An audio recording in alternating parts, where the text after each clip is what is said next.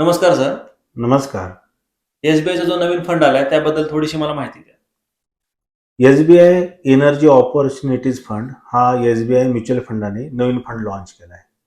त्यामागची संकल्पना अशी आहे की पॉवर सेक्टर किंवा एनर्जी सेक्टर मध्ये काम करणाऱ्या ज्या कंपन्या आहेत किंवा हे जे एवढं मोठं सेक्टर आहे, या सेक्टरमध्ये गुंतवणूक करणारा हा फंड आहे. थोडक्यात भारत ज्या वेगाने विकसित होतोय, तो वाढीचा जो प्रचंड वेग आहे, त्या वेगाला मॅच करण्यासाठी आपल्या देशाला एनर्जीची म्हणजे पॉवरची सुद्धा तेवढीच गरज असणार आहे. म्हणजे विदाऊट सफिशियंट एनर्जी आपण जो हवा तो विकासाचा वेग गाठू शकत नाही. त्यामुळं एनर्जी सेक्टरकडे सरकार खूप गांभीर्याने बघतंय. आता काय होतंय, आपल्याकडे जी पारंपरिक एनर्जीची किंवा पॉवरची जी काही साधनं आहेत, मग ते क्रूड ऑइल असेल किंवा मग कोळसा असेल, यापासून आपल्याला आत्ता एनर्जी मिळते, म्हणजे पॉवर मिळते. आपल्या देशाचा जो काही एनर्जी मुख्यतः जी आपण डिपेंडंट आहोत ते क्रूड ऑइल आणि कोळशापासून आहे. परंतु हे जी दोन संसाधनं आहेत किंवा हे जे सोर्सेस आहेत, हे पोल्युशन सुद्धा खूप करतात. आणि ह्या पोल्युशनमुळे ज्या काही ग्लोबलायझेशन म्हणजे ग्लोबल वॉर्मिंगची जी काही समस्या आहे, ती खूप भविष्यात भेडसावणार आहे आणि आत्ताही भेडसावते. यावर उपाय म्हणून गव्हर्नमेंट काय करू लागलंय की जे काही एनर्जीचे जे रिन्युएबल एनर्जीचे जे प्रकार आहेत, त्यावर गव्हर्नमेंट खूप काम करू लागलंय. आणि मग ती सोलर एनर्जी असेल, विंड एनर्जी असेल किंवा मग हायड्रो एनर्जी म्हणजे जलविद्युत, या जे प्रोजेक्ट आहेत किंवा या क्षेत्रामध्ये गव्हर्नमेंट खूप फोकसने काम करते. आता काय होतंय, आपण जेव्हा भारत 7 ट्रिलियन इकॉनॉमी किंवा तिसरी आर्थिक महासत्ता आपण जेव्हा बघतो, तेव्हा भारताकडे जो काही फ्युचरमध्ये जो काही ग्रोथ किंवा जो काही डेव्हलपमेंट होणार आहे, त्यासाठी प्रचंड एनर्जी किंवा पॉवर आपल्या देशाला लागणार आहे. आणि त्याचा आत्ता खूप मोठ्या प्रमाणात तुटवडा आहे. तुम्ही जर बघायला गेलं तर ग्रामीण भाग असेल किंवा MIDC असेल, इथे आजही 24 तास पूर्णतः दाबाने म्हणजे उच्च क्षमतेच्या याने पुरेशी एनर्जी मिळत नाही किंवा इलेक्ट्रिसिटी नसते. तर जर मिळाली तर देशाचा अधिक विकास होईल, इंडस्ट्रियलायझेशन होईल. त्याचबरोबर देशामध्ये इन्फ्रास्ट्रक्चरचं जाळं खूप मोठं उभं राहतंय. मग ते रस्ते असतील, बंदरांचा विकास असेल, एक्झिस्टिंग एअरपोर्टची क्षमता वाढवणं असेल किंवा नवीन एअरपोर्टची निर्मिती असेल, खूप मोठ्या प्रमाणामध्ये देशामध्ये विकास होऊ लागला आहे. आता हा विकास करायचा आहे, तर त्यासाठी एनर्जी किंवा पॉवरची खूप मोठ्या प्रमाणात गरज आहे. त्यामुळे गव्हर्नमेंट ह्या सेक्टरकडे खूप गांभीर्याने बघतंय, जेणेकरून या सेक्टरची ग्रोथ ही पुढची विकासाची ग्रोथ यावर अवलंबून असणार आहे. मुळात आपला देश एनर्जीमध्ये मी मगाशीच म्हटलं की स्वयंपूर्ण नाहीये. आपण क्रूड ऑइल किंवा कोळसा खूप मोठ्या प्रमाणात इम्पोर्ट करतो आणि त्यावर आपल्या देशाला जी काही पॉवरची गरज आहे किंवा एनर्जीची गरज आहे ती प्रोड्यूस होते. दुसरं, जेव्हा आपण तिसरी महाशक्तीचा किंवा तिसरी आर्थिक महाशक्ती असं स्वतःच्या देशाला म्हणून घेतो, तेव्हा जे एनर्जीचं जे कन्झम्पशन आहे, मग चायना असेल किंवा अमेरिका असेल किंवा युरोप असेल, यांच्या तुलनेने म्हणजे एका व्यक्तीमागं आपण खूप कमी प्रमाणात एनर्जी वापरतो. म्हणजे जेव्हा देशाचा विकास होईल तेव्हा जे पर हेड एनर्जीचं जे कन्झम्पशन आहे ते खूप मोठ्या प्रमाणात वाढणार आहे. पण मात्र आता शॉर्टफॉल आहे त्याचा. त्यामुळं ह्या सेक्टरमध्ये काम करणं किंवा एनर्जी सोर्सेसवर काम करणं खूप गरजेचं झालंय. क्रूड ऑइल आपण इतर देशांकडून आपण क्रूड ऑइल इम्पोर्ट करतो. बरं, ते क्रूड ऑइल इम्पोर्ट करण्यामध्ये आपल्या देशाचं जे परकीय चलन किंवा फॉरेक्स रिझर्व्ह हे खूप मोठ्या प्रमाणात खर्च होतात. म्हणजे आपल्या देशाचं इम्पोर्टचं बिल हे एक्सपोर्टच्या बिलापेक्षा खूप मोठं असतं. त्यामुळं काय होतं की आपल्या आंतरराष्ट्रीय व्यापारामध्ये तूट निर्माण होते. त्याला करंट अकाउंट डेफिसिट असं म्हणतात. जेणेकरून आपल्याकडचे खूप मोठ्या प्रमाणात डॉलर आपल्याला खर्च करावे लागतात आणि त्यामुळे देशाच्या अर्थव्यवस्थेवर म्हणा किंवा देशाच्या तिजोरीवर एक प्रकारचा ताण येतो आणि त्याचंच रिफ्लेक्शन फिस्कल डेफिसिट मध्ये होतं.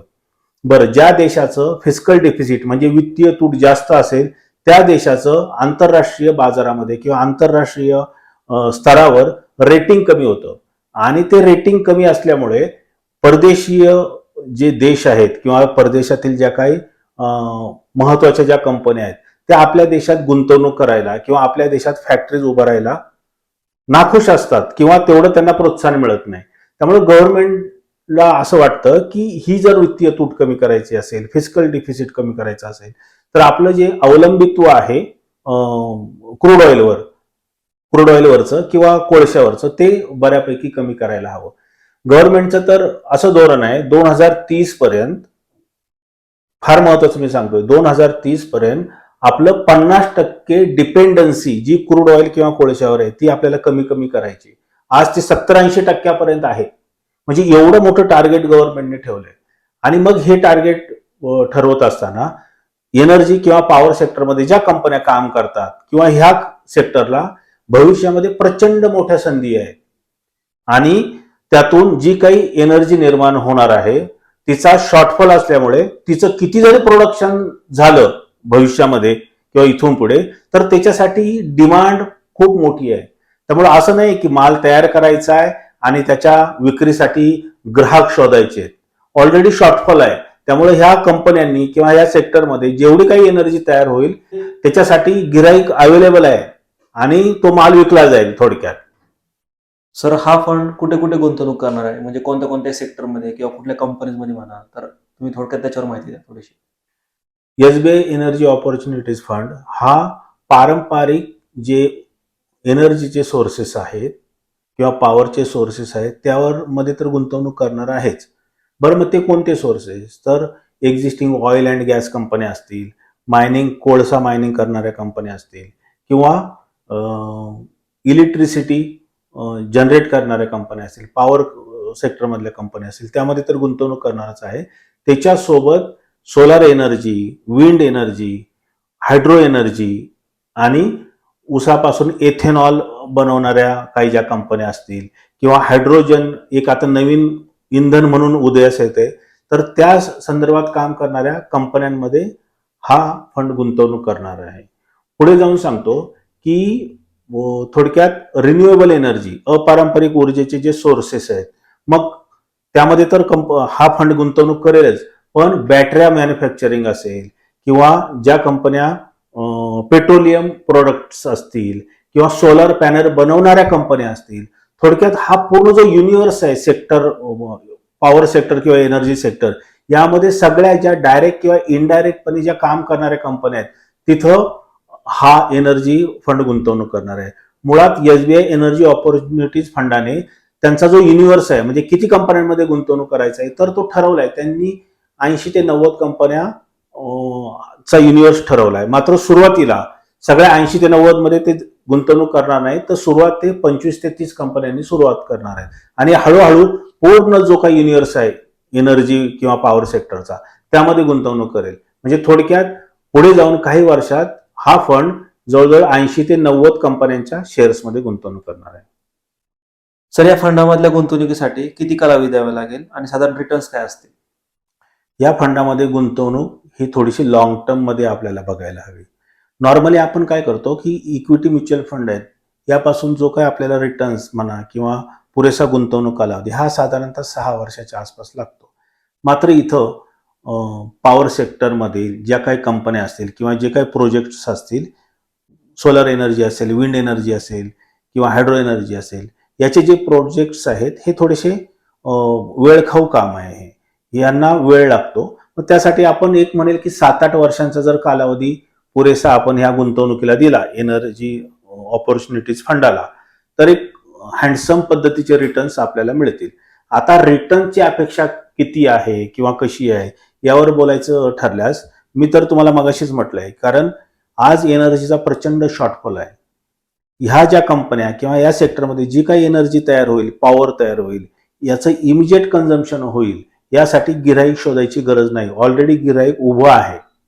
अनेक राज्यामध्ये अगदी तुम्ही उत्तरेपासून दक्षिणेपर्यंत गेलात किंवा पूर्वोत्तर किंवा पश्चिमेत्तर जी काय राज्य आहे तिथं ऑलरेडी शॉर्टफॉल आहे आणि किती जरी एनर्जी प्रोड्यूस केली तरी ती कमीच पडणार आहे. कारण भारताचा हा जो विकासाचा वेग आहे हा तो खूप मोठा प्रचंड आहे. त्यासाठी एनर्जीची गरज आहे. आता रिटर्नच्या बाबतीमध्ये म्हणायचं म्हटलं तर साधारणतः जीडीपी प्लस इन्फ्लेशन मार्केट कसं वाढतं किंवा मार्केटची ग्रोथ कशी होते किंवा रिटर्न्स कसे जनरेट होतात त्यावर मी थोडक्यात तुम्हाला सांगतो. एखाद्या देशाचा जीडीपी आणि त्या देशातलं इन्फ्लेशन हे जर ऍड केलं तर साधारणतः तेवढे रिटर्न्स मार्केट देतं. आज आपला जीडीपी साधारणतः 6-6.5% आसपास आहे आणि इन्फ्लेशन हे सुद्धा 5.5-6% आसपास आहे. हे जर पाहिलं तर 12-13% ग्रोथ देशातील मार्केट सेन्सेक्स असेल निफ्टी यांनी अनेक वर्ष दिलेली आहे. त्याचप्रमाणे हा सेक्टर जेव्हा आपण विचार करतो पॉवर आणि एनर्जीचा तो साधारणतः 2 ते 3% मार्केटपेक्षा जास्त देण्याची शक्यता आहे. आणि तुम्हाला तर माहितीच आहे की एवढेच रिटर्न मिळतील तेवढेच मिळतील असं आम्हाला सांगता येत नाही. ते मार्केटवर डिपेंड असतं. त्यामुळे एक लक्षात ठेवा, एक नॉर्मली 12-13% जर इन्फ्लेशन आणि जीडीपी जर पाहिला तर त्यापेक्षा 2-3% चांगली ग्रोथ हा पॉवर सेक्टर मधली गुंतवणूक आपल्याला देऊ शकते. सर या फंडामध्ये इन्व्हेस्टमेंट करताना लमसम इन्व्हेस्टमेंट करावे की एसआयपी थ्रू इन्व्हेस्टमेंट करावे? हा फंड गुंतवणुकीसाठी खूप चांगला फंड आहे. यामध्ये तुम्ही लमसम सुद्धा गुंतवणूक करू शकता किंवा तुम्ही एसआयपी सुद्धा करू शकता. मी तर असं सांगेल, तुम्ही जर लमसम मोठी रक्कम जर करत असाल तर एक छोट्या रकमेची एसआयपी केलेली बेस्ट राहील. कारण कालापरत्वे म्हणजे जसजसा वेळ जाईल जसजसा कालावधी ह्या गुंतवणुकीचा असेल एसआयपीच्या माध्यमातून दर महिन्याला त्याचा ॲव्हरेज आउट होईल. आणि लमसम गुंतवणूक ही आज जर केली तर त्याचा चांगले रिटर्न्स फ्युचरमध्ये एसआयपी त्याच्या सोबत असल्याने मिळतील.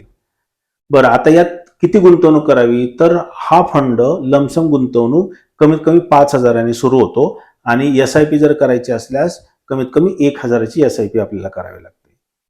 मी तुम्हाला सांगेल की ही गुंतवणुकीची चांगली संधी आहे.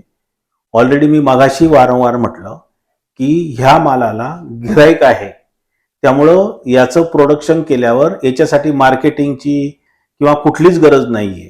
त्याला डिमांड प्रचंड असल्यामुळं हा माल हातोहात संपणार आहे आणि त्यामुळं ह्या पॉवर सेक्टरमध्ये ज्या काही कंपन्या आहेत यांचा सेल दरवर्षी खूप मोठ्या प्रमाणात होणार आहे आणि सेल झाला की प्रॉफिट होणार, प्रॉफिट झाला की त्याचे रिटर्न जनरेट होणार.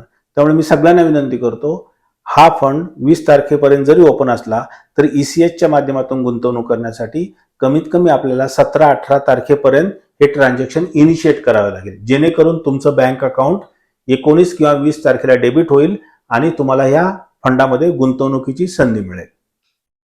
चालेल sir, thank you so much. Thank you. आणखी काही माहिती हवी असल्यास तुम्ही मला फोन करू शकता किंवा व्हॉट्सअपवर मेसेजही करू शकता. धन्यवाद.